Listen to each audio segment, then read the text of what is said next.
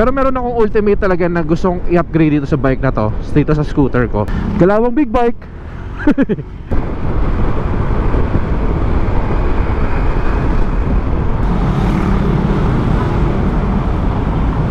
Tignan mo yung SRP niya dito guys, oh. 910, pero bibigay daw ng Rosario Bikes ng less than... Hey! Ay! Di na nga pala tayo big bike! Muntik pa pumasok!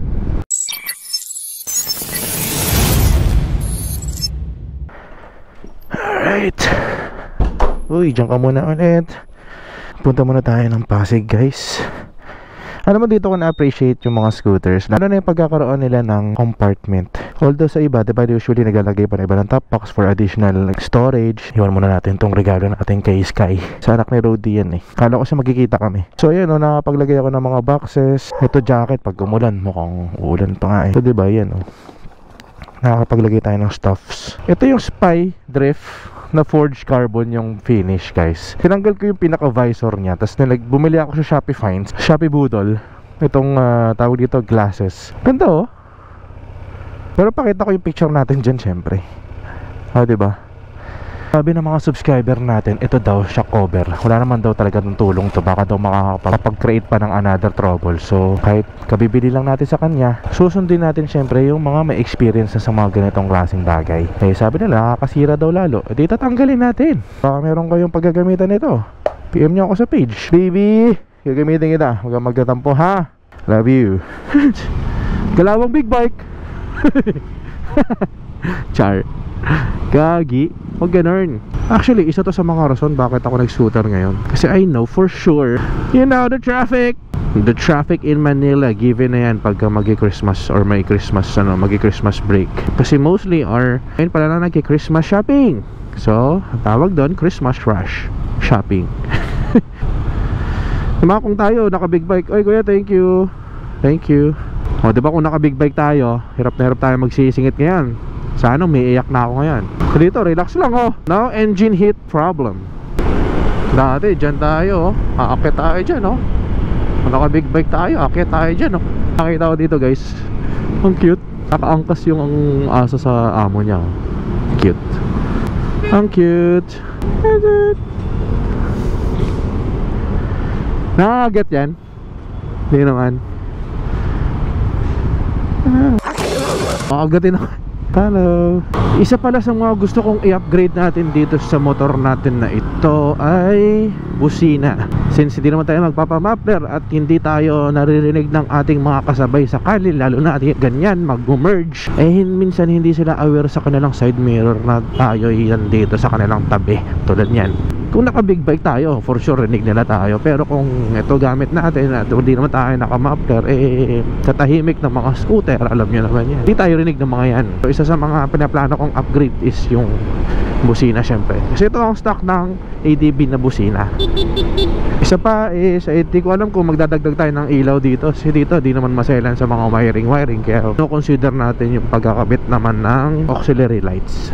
Dito pala guys sa Roas Boulevard nito, itong part na to, mag-iingat kayo dito. Lagi kayo susunod sa motorcycle lane at speed limit dahil yung mga yan, nakita nyo ba yung mga blue boys na yan? Nagpapahinga lang yung mga yan, pero sila ay mahigpit dito when it comes to speed limit tsaka motorcycle lane. Meron akong isang beses nakasabay na S1000RR na nahuli siya. Tingnan nyo guys, kung nakapag-expressway tayo, kaya na pa tayo dito sa Roas Boulevard, eh since hindi nga tayo naka-big bike, ayun, medyo may konting delay sa oras. Kung i-compare ko, siguro mga nawala sa atin. Mag-abot pa lang ng Roas Boulevard, siguro mga around 15 to 20 minutes. Based doon sa traffic na nadaanan natin. Difference or siguro mga 10 minutes, okay naman yung 50.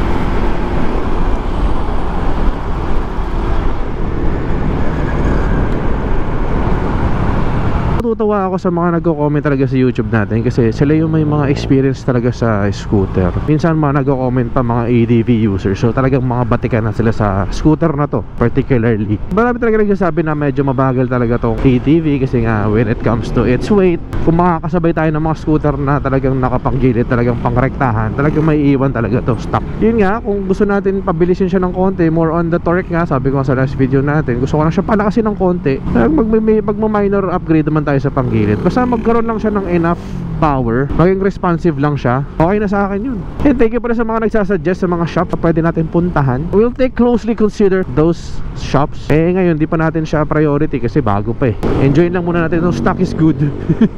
Stock is good in the hood. Char. Big bike mode. Ito pala guys, scooter natin may big bike mode eh. O diba? Nagiging kamote mode siya. Nagna 93 oh. Pero nakakatakot sa scooter in fairness.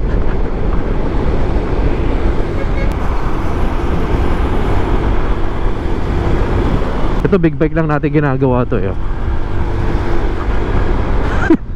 Kamuti. Kamuti.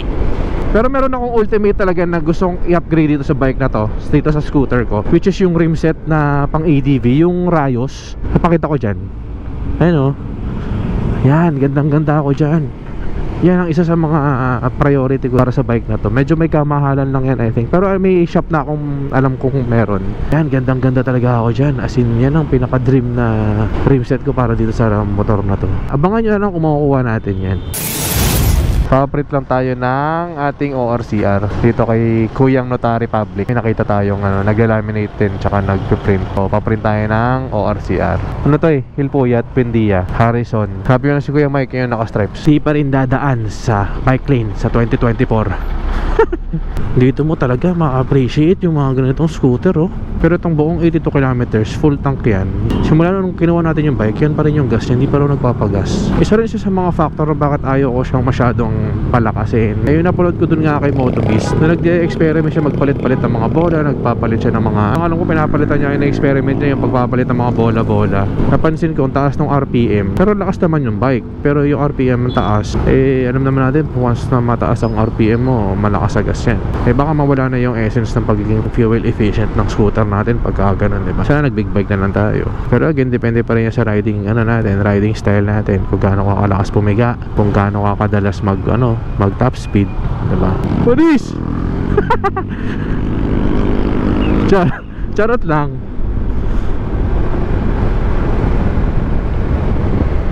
Woo! Pag magganito guys, may nakaharang sa linya natin, pwede naman tayong swipe out ng konti sa bike lane, tapos balik din tayo, wag natin magbababad sa bike lane, diba?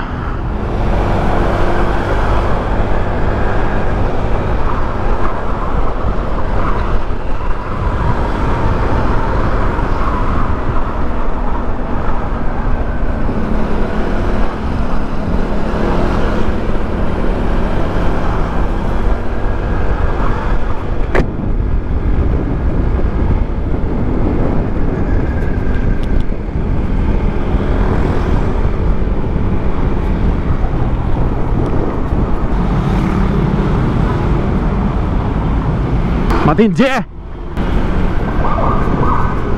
EDSA Gaming!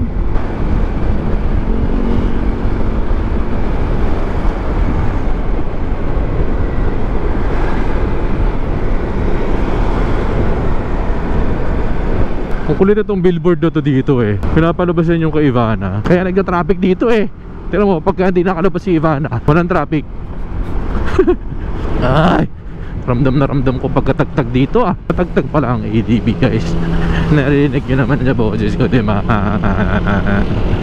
Taray ng motor ni Kuya oh. A B C. Hoy! Ito sa bandang part na to ng EDSA, yung may patanel ng konti. Usually dito nakapwesto yung sila gadget addict. Lakas ng ulan.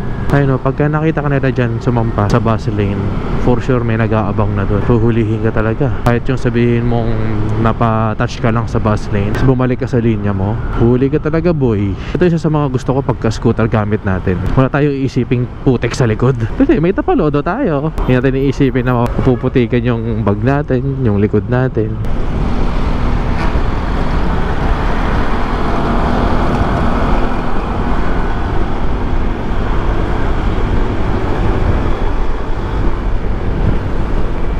Technically guys, break-in pa lang itong ginagawa natin kasi yung mga nakalagay na lang is dito stock oil pa to, mga to stock fluids pa. So ang advice sa akin ng kasa, pag 500 kilometers na yung motor, babalik natin sa kanila para mapalitan naman ng ibang langis. Para ano kung ilagay dito, baka motol eh. Ayun, tinan mo, mag-100 kilometers na tayo. Angas. Next na video mapapanood nyo naman sana, ano, long ride naman, diba? Kasama na yung mga scooter friends natin. Kuya, wag kang aandar ah. Technically ito na yung pinakamalayong labas ko gamit ang scooter na to, and I must say I'm very comfortable.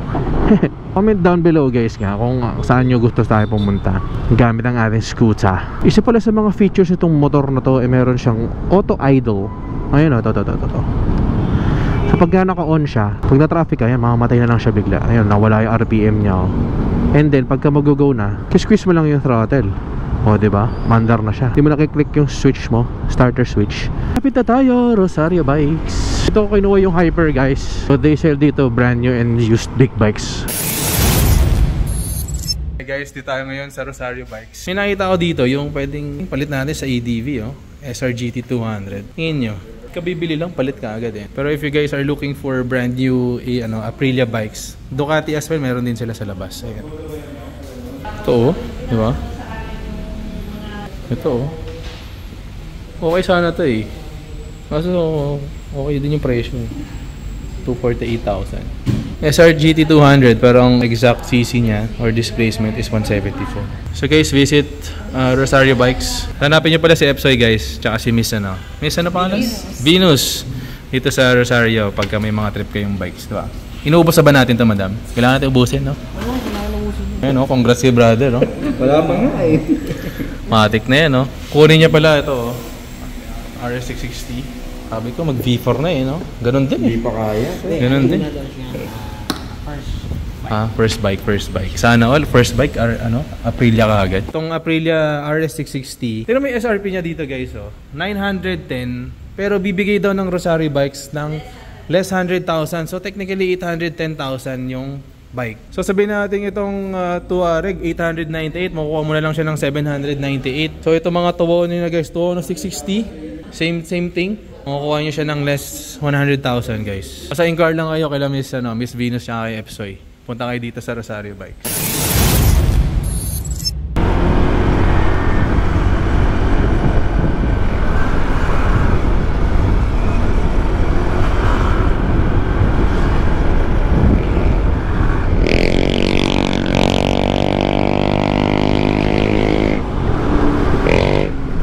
Meron palang bagong nilabas na helmet ang Spider Philippines.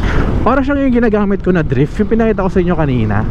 Pero this time, medyo hybrid siya kasi marami kang pwedeng gawin sa kanya. Pwede siya maging full face helmet, pwede siya maging modular, pwede siya maging half face. Kasi technically, para siyang pang adventure. Kasi meron siyang beak pero modular helmet siya na hindi natin makikita sa Spider Hex tsaka sa Spider Drift. Diba, angas? Pakita ko dyan yung picture. Tapos sakto ngayon, alam ko meron silang clearance sale ngayon dito sa Gear Up Pasig. Kaya titignan lang natin ngayon kung gaano kalaki ang binagsak ng presyo from the SRP guys. Alright guys, nandito na tayo sa Gear Up Pasig. Parang inaano ko to ah.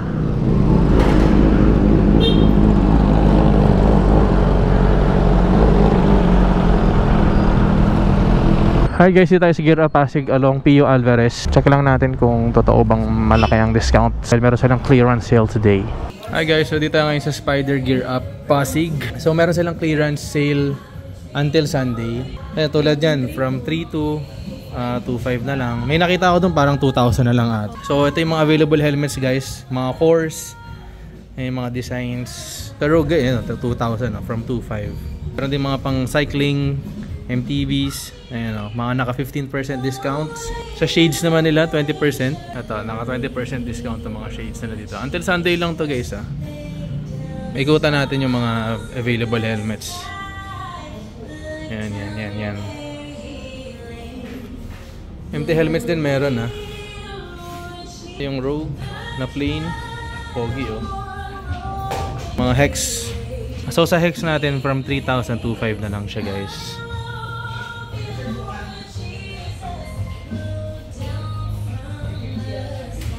So ito pa ibang designs oh.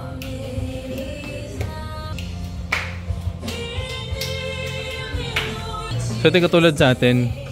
So yung 4.2, alam ko 4,000 to eh. Naging 2.5 na lang oh. Spider Core. Meron pa dito. Yan na discount guys. So punta kayo dito until Sunday to get this kind of discounts. So diba ang laki ng discount to. May sa 2,000 naka spider helmets ka na. Ayan.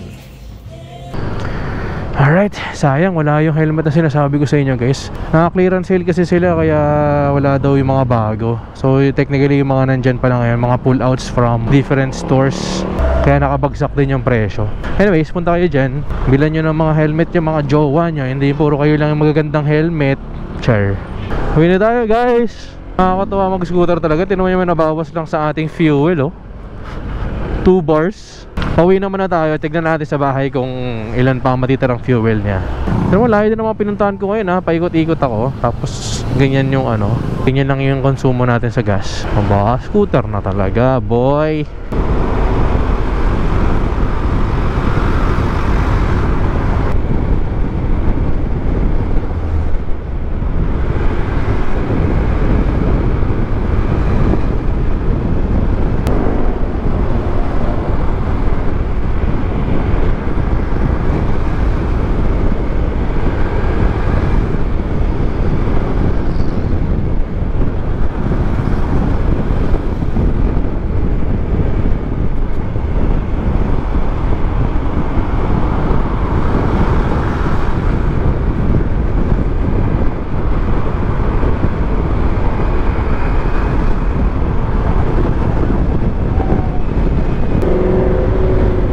Nudge 4225. Nudge Abdul kaya ito. Boss Nudge oh. Hey.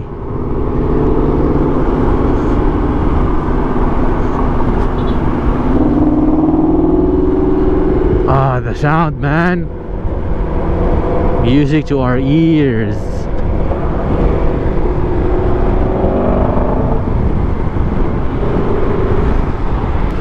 Di na nga pala tayo big bike. Muntik pa pumasok. Tama. Merry Christmas sa mga nag-Christmas party. Malapit na tayo sa bahay guys. Pero tinan mo naman yung nabawas sa ating gas. Ni walang nabawas. Ayun, 1/4 pa rin siya. Hindi pa siya tumutungtong ng kalahati. Grabe naman. Grabe ba?